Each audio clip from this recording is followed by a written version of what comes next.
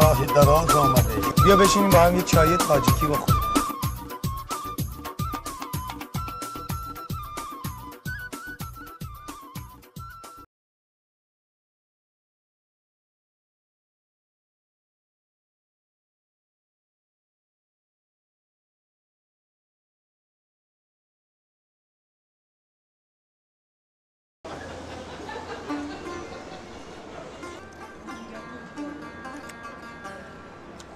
لغمن خیلی خوشمزه است. منتها چون شبیه آش و سوپ و ایناست ما فکر می‌کنیم پیش غذاست، ولی یه وعده غذای کامله.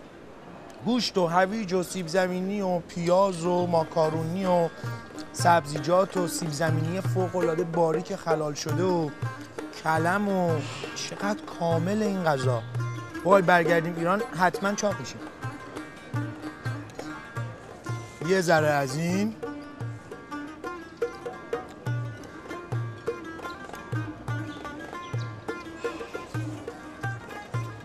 یه ذره از این،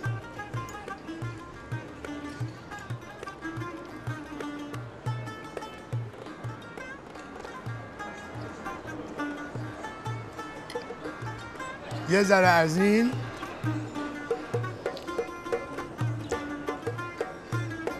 یه ذره از اون. البته اینا هیچ کدوم وعده غذای صبحانه نیست و الان شما دارید یه صبح ایرانی رو تجربه میکنید با احتمالاً تخم مرغ و خامه و عسل و نیمرو، املت، کره، پنیر اینا، ولی حتما خیلی ساده است درست کردنش. یه وعده ناهار حتما این کار رو انجام بدید، خصوصا برنج و آش تاجیکی که خیلی ساده است. هویج و لوبیا و گوشت و برنج به همین سادگی همه رو با هم قاطی پاتی میکنن. قاطی پلو، ما بهش میگیم قاطی پلو.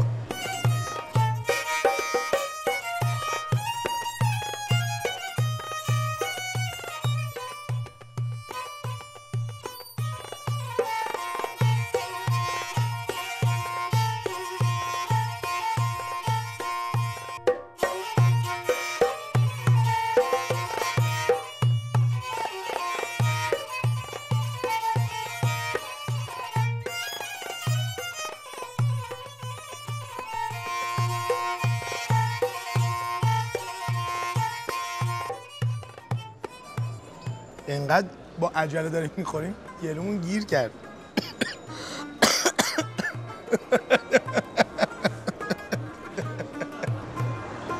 من واقعا شرمندم ولی نمیتونم تعارف کنم، چیکار کنم؟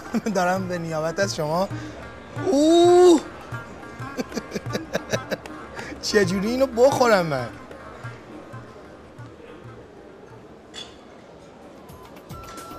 نمیشه.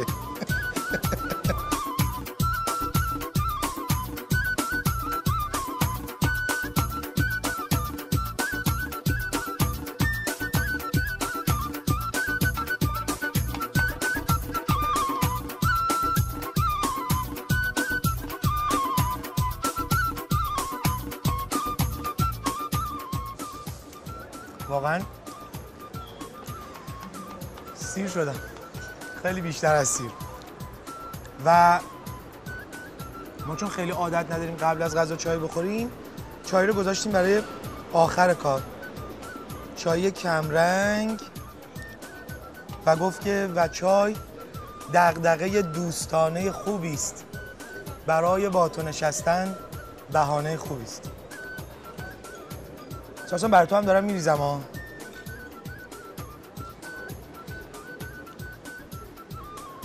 اوه نریزه، 30 ثانیه دیگه خنک میشه. بیا بشینیم با هم یه چای تاجیکی بخوریم.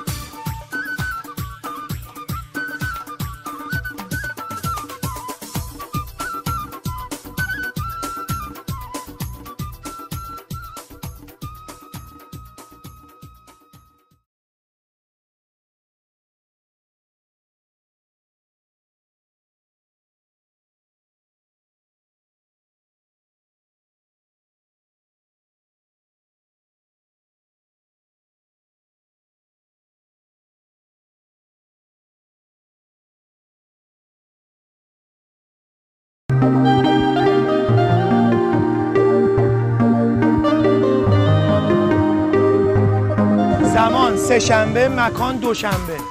کشور تاجیکستان. اکی جان نغزی تنجی کارسازه. شکر خدا نغزم تنجم سازم. حالا تاجیکیه مال مردم اینجاه. ساعت به وقت تاجیکستان 10:42 صبح، 30 دقیقه از ایران جلوتره. اینجا میدان بوعلی سیناست. این طرف به سمت آرامگاه رودکی.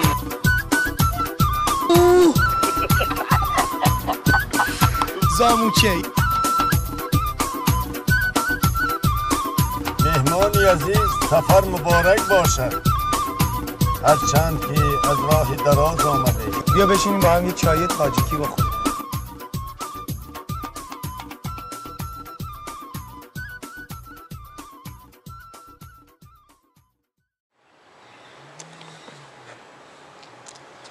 دارم درس میخونم، الان ساسا میخواد ازم امتحان بگیره.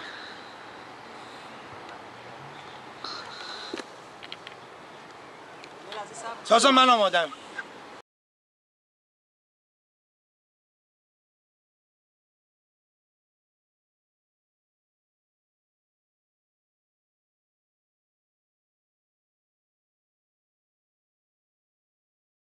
استعدادی بوده باشه الان باید یه عالمه کلمه. عجب آقا معلم بد اخلاقیه. اخلاق چی میگم که الان 100 تا واژه شاید بیشتر نمیدونم چی یه عالمه واژه است که ما همه اینا رو میشنویم تو کشور خودمون.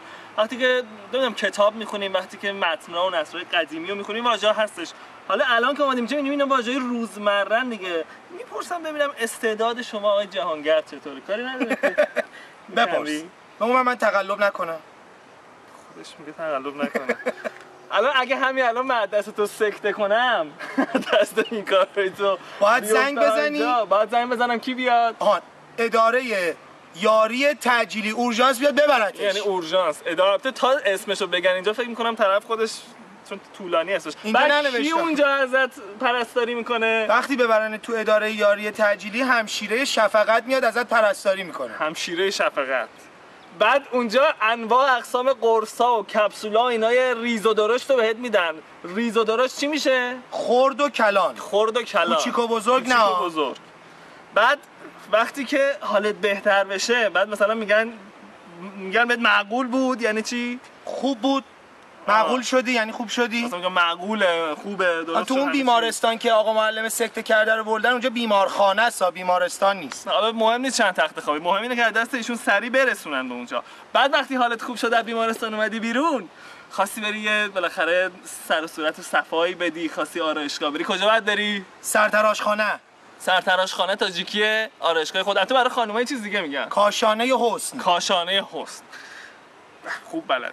استعدادش خوبه. اینا دیگه نمیدونی. اگه بخوای بری کفش بخری، میری میگی من چی میخوام؟ پا افزار. تو خودت اینا رو بلدی از من داری سوال می‌کنی؟ دیگه من روی میخونم دیگه. بعد البته من اینا رو همه رو خوب بلدم. یعنی چی بلدم؟ خوب. یعنی نقض بلدی. نقض بلدم. مثلا میخوام بگن خوبی، میگن نقضی یعنی خوبی. اکی جان نقضی تنجی کارسازه. شکر خدا نغزم تنجم سازم. زنده باشی. چقدر جالب. این زیاده چیه یادم رفت. زیاده یعنی بسیار. بسیار خود بسیار هم استفاده میکنن اما زیاده رو به معنی بیشتر هم استفاده میکنن. بعد این مورد قصه الان مون دیگه نتونست قصه‌شو ادامه بده. سکته کرد رفت اینا ولی زنده هستن. آخه یه چیز اینا رو یادم رفته. الان نقضه. خیالتون راحت باشه الان نقضه. الان یه چیزای اینجا نوشته خودم یادم رفته. اینا چی؟ تر و تازه چی میشد؟ میشه پاک. تر و تازه میشه پاک. مثلا تمیز میشه تر و تازه. اون چیزی که ما به معنی تازه استفاده نوع استفاده میکنیم اون میشه اینجا تمیز. آقا معلم. بله. الان نمی‌خواستم ببینم که تو درصد به هر حال تو اینا چیه. آره. مثلا یه جایی که اون بیمارستانه که خیلی بزرگه از دست تو من از اونجا منتقل شد از بیمارستان کوچیکه به بیمارستان خیلی بزرگتره. خب خیلی بزرگی میگن مساحتش چیه؟ پهناوری. به مساحت میگن پهناوری. الان پهناوری مغز تو یه مقدار از پهناوری مغز من کمتره شده به خاطر اینکه حجم زیادیش از دست تو فکر می‌کنم از این رفته. بعد ما انشالله امید به خدا از دست تو بخوام راحت بشم، ولی خب حیف که سفر تموم میشه، ولی خب بخوایم بریم شهر و دیار خودمون، مردم اینجا بهمون چی میگن؟ میگن راه سپید. راه سپید یعنی سفر خوش. سفر خیلی قشنگه. خیلی قشنگه. خیلی قشنگه. بعد نمیزیبد یعنی چی؟ یعنی نمیاد، کار خوبی نیست. مثلا روبروی میزیبد که بهت میاد، خوشگل میشی، مثلا یه لباسی رو بپوشی، مثلا این لباس الان به تو نمیزیبد. نه به تو میزیبد، لباس خودشه و ازش قرض کرده.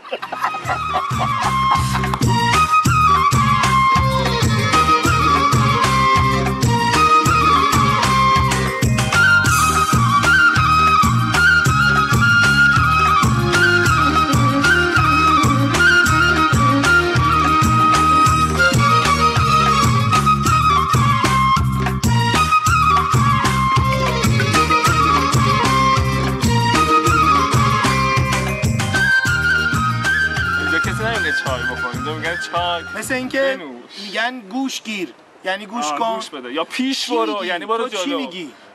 ملکو برای چی استفاده میکنن؟ ملک یعنی سرزمین. ملک یعنی سرزمین. حالا بیشتر تو این کشور میچرخه، بیشتر یاد میگیره، هرچند که داریم میریم فکر میکنیم یه 2-3 سفر دیگه لازمه که همه اینا رو حفظ بشه. این خدمتت باشه، یه دور دیگه بخون من برمیگردم مثلا. نمرم چنده آقای معلم؟ 0. توی تاجیکستان درسته که همزبونیم، درسته که اینجا با مشکل زبان اونقدر مواجه نمیشیم، اما اونها خیلی از واژه‌های کهن و زنده نگه داشتن. مثل اینکه بعضی وقتا یه راننده تاکسی حتی اگه حرف میزنه شما فکر میکنید که دارید نثری از تاریخ بیهقی میخونید. به هر حال هنوز اون نثر دوره سامانیان، نثر دوره 4 و 5 قرن 4 و 5 هنوز اینجا زنده است. احساس میکنید یه نفر داره خیلی کهن حرف میزنه ولی نه، اتفاقا فوق‌العاده تر و تازه داره صحبت میکنه. به هر حال این هم از نکته‌های سفر به تاجیکستان، این زبان نقض تنج.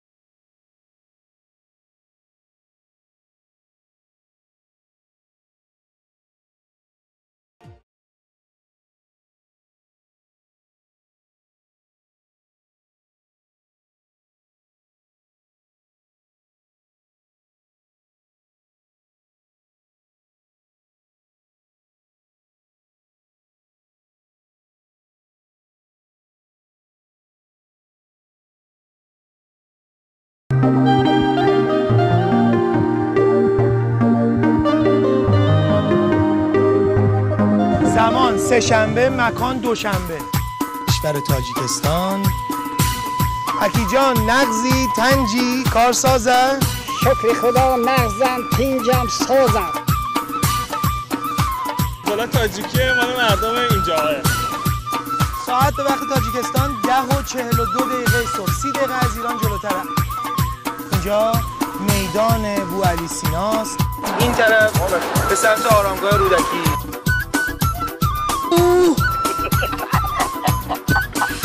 زاموچه مهمانی عزیز سفر مبارک باشد، هرچند که از راه دراز آمده. بیا بشینیم با هم یه چای تاجیکی بخوریم.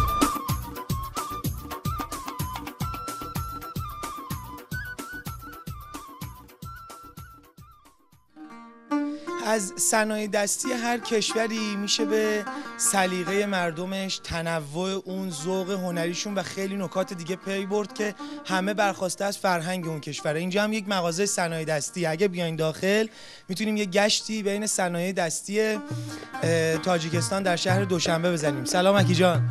رحمت. نغزی، تنجی، سازی. رحمت، تشکر. خب اکی جان برای ما توضیح میدین راجع به این صنایع دستی؟ اینا همه کار هنرمنده دیگه، همه مال دسته؟ مال‌های دستی هنرمندها، استاهای زرگر، رسام‌ها، کلالگرها، ما هنرمندان تاجیکستان. مثلا اسم اینا چیه الان؟ اینا را اکنون صندوقچه اگر تاجیکش بگویم صندوقچه میگوین. این برای جواهرات، برای زنها و اگر نقش و نگارای روشو چجوری میزنن؟ نقش نگار اینا را در خوجند میکنند. استاهای هنرمندا، رسام‌ها هستن همنا میکنند. رسام ها یعنی نقش پردازا. جنسش چیه اکی جان؟ از چوب کرده شده است. این برای کلینچک های نو خانه‌دار میشده که در اینجا آینه و اسمه و سرمه چیزهایشون میماندگی. این طرز ملی قدیمه‌اش.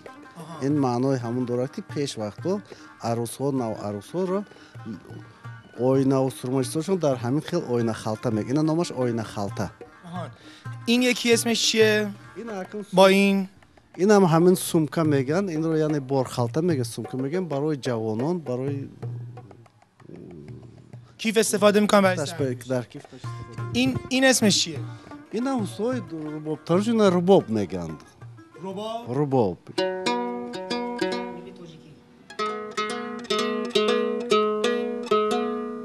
اینا چیه؟ اینا از شاخ گوزنه؟ شاخهای بزهای کوهی گوزن همونو در شهر استراوشان تیار میکنند. همین کاربرد تزیینی داره؟ لبه؟ کاربرد تزیینی داره؟ اینا رو از استراوشان میبرند. یه دونه عروسک من دیدم اینجا که در واقع دکوریه، مخصوص همین آسیای میانه و شوروی و روسیه است، به اسم ماتوشکا. یکی از ماتوشکاها رو به من میدین؟ این برای مهمان های اومد از خارج، از اروپا و از امریکا و از دیگر جا می اومدگی اومد اینو توفه برای وایها بسیار تیار کرده شدگی است. این عروسک خیلی جذابه. نمیدونم تا الان تماشا کردین یا نه، ولی یه لحظاتی با من همراه بشید ببینید چه خبره در دل این عروسک.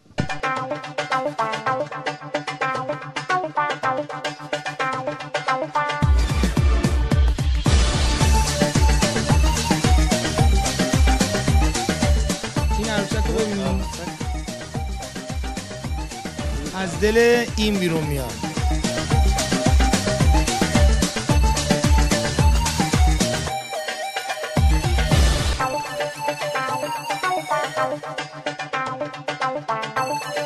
این چه معنی داره؟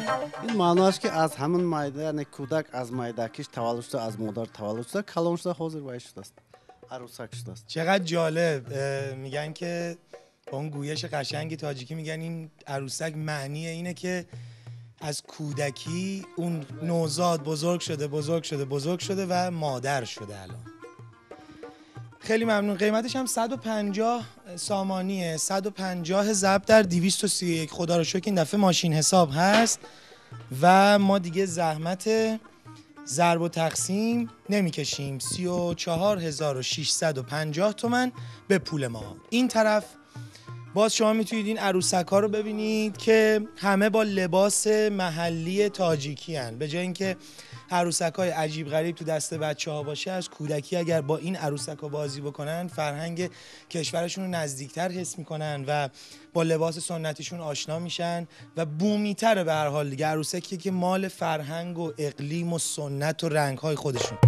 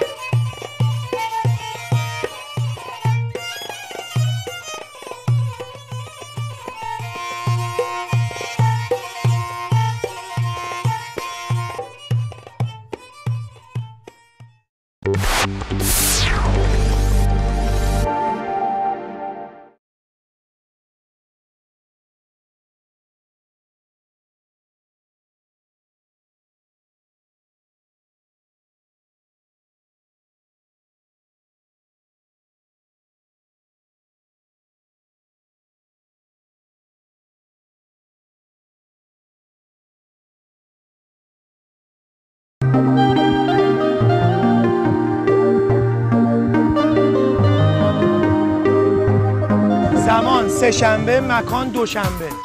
کشور تاجیکستان. اکی جان نغزی تنجی کارسازه. شکر خدا نغزم تنجم سازم. حالا تاجیکیه مال مردم اینجاه. ساعت به وقت تاجیکستان 10:42 صبح، 30 دقیقه از ایران جلوتره. اینجا میدان بوعلی سیناست. این طرف به سمت آرامگاه رودکی.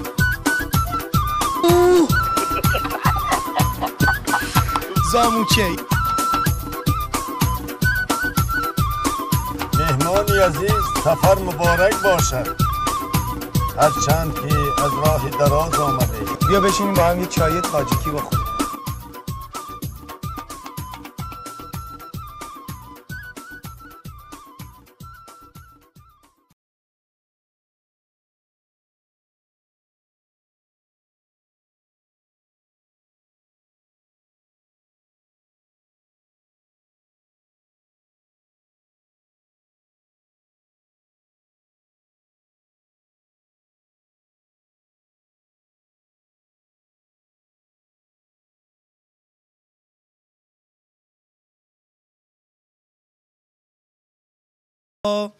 لباس سنتی، رنگ‌های مربوط به این اقلیم و این چایخوریه. اینا قوریه، ببینید چقدر قشنگه. این در قوری، این هم نوک قوری که ازش چایی میاد و استکان ها هم که این پایینه. شما تو نگاه اول فکر میکنید که اینا مجسمن و کاربرد ندارن، اما این یک قوریه. نقشا همه تقریبا مثلا بشقابای میناکاری اصفهانه، همه روش نقاشی شده. اکی جان جنس اینا چیه؟ لای گل میگن، از گل میسازن همه. آهان گل سفال. گل سفالی. و لباسای ملی تاجیکی دوره های پیشتره اکنون وایش کردند که مثلا این کرته های اطرس میگن، اینا سال های 20-30 بافتاشتگی دختاشتگی. اسم اینا چیه؟ اینا همشون وای هستند، از متاهای ابریشمی ساختاشتگی. اسم این چیه الان؟ جامه میگن، جلک میگن تاجیکو بخون. زنها در روزهای نقشه، در روزهای ماتمیشون من چیزهای کبوت را ما میپوشند. مواقع عزاداری و ماتم، عزادار در روزها وقت عزاداریشون توی جشن کدوم یکی از لباسا رو میپوشن؟ اصلا بسیارش وای سرخ میپوشند، سفید میپوشند. مثلا این لباس روزهای جشنه. اینا همه جشنی لباس.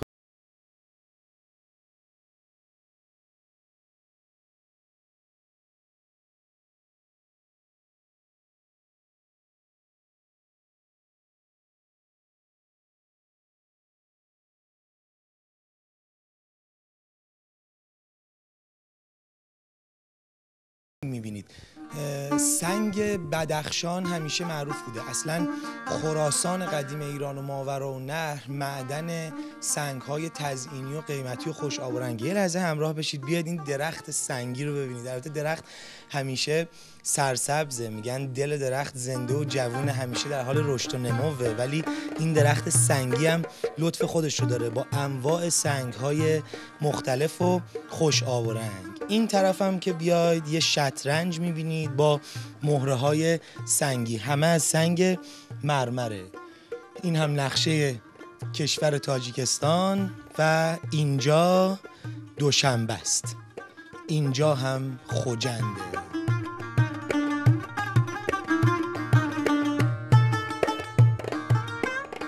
شما دوباره یه نقشه کشور تاجیکستان با تقسیمات استانیش، ناحیه‌های تابع جمهوری، سغد و ختلان و ایالت بدخشان رو می‌بینید که باز روی سنگ مرمر اون نقشو پدید آوردن.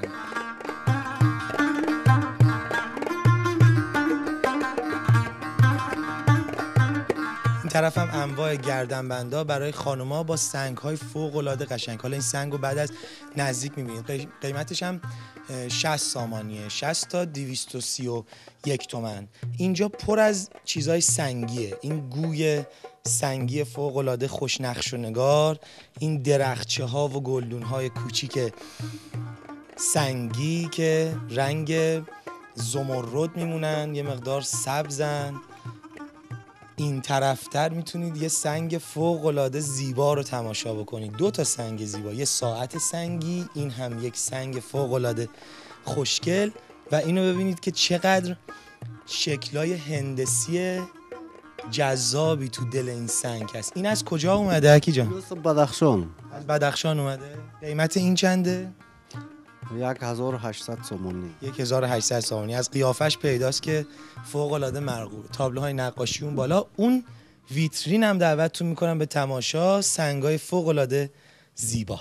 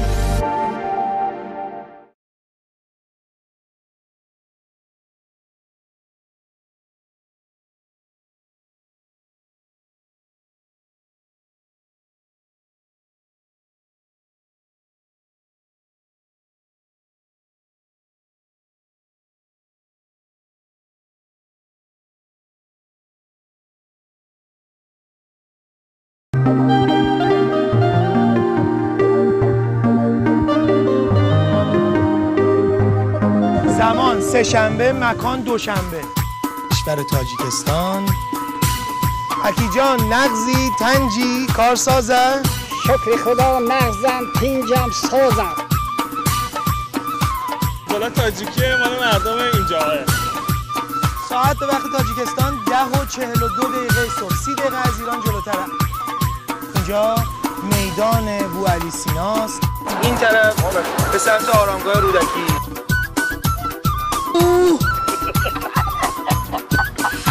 زاموچه. مهمانی عزیز سفر مبارک باشد. هرچند که از راه دراز آمده. بیا بشینیم با هم یه چای تاجیکی بخوریم.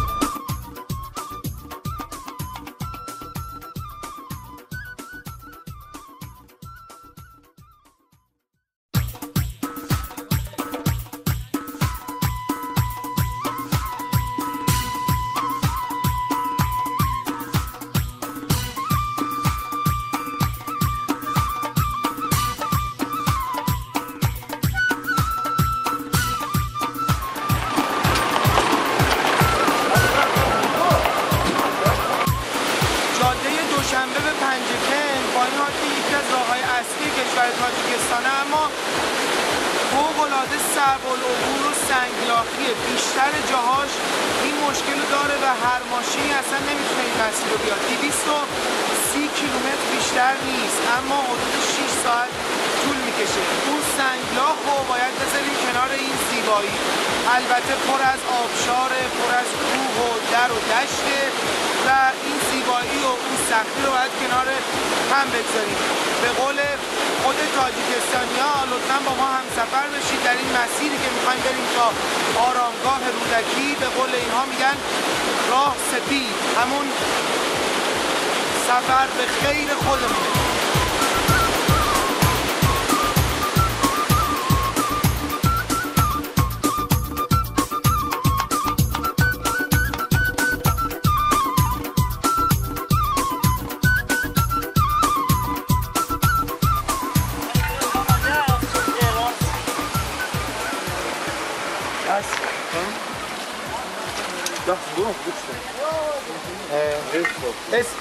اینجا شما به این چی میگین؟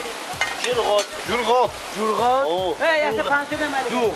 شما با دوغ میگوین. مثل ماست میمونه، خیلی این دوغ نیست، دوغ شلتره. فقط ماسته یا با آب قاطی میکنید؟ نه این آب نداره. آب نداره؟ آبدار میخوایم ما. تو آبدار میخواید؟ چالاب ندارید بر ما. چالاب باید نامش ما با. چی میگین؟ چالاب. چالاب؟ آب حلش کرده چالاب میگیم. هم که نخواهی شما. آها از این. یه کاسه از این بده، یه کاسه از این. این سازلست است. این بسیار خوب است. نه این دوغ بهتره، دوغ. اینم دوغ خوز است. توی همین جاده است تا فاصله ای که ما یه پیاله دوغ محلی قراره که بخوریم، این همون مسیر اصلیه که براتون تعریف کردم. مسیری که از دوشنبه میره تا پنجکنت، یه راه سنگلاخی و صعب العبور که گفتم فوق العاده مشکله، با تجهیزات میان. حتی راننده ما آقای طالب جان لاستیک زاپاس 2 تا آورده که اگه احیانا اینجا پنچر شد اونها رو سریع عوض بکنه. و به هر حال بازم میگم که با ما اگر که همسفرید در این سفرنامه و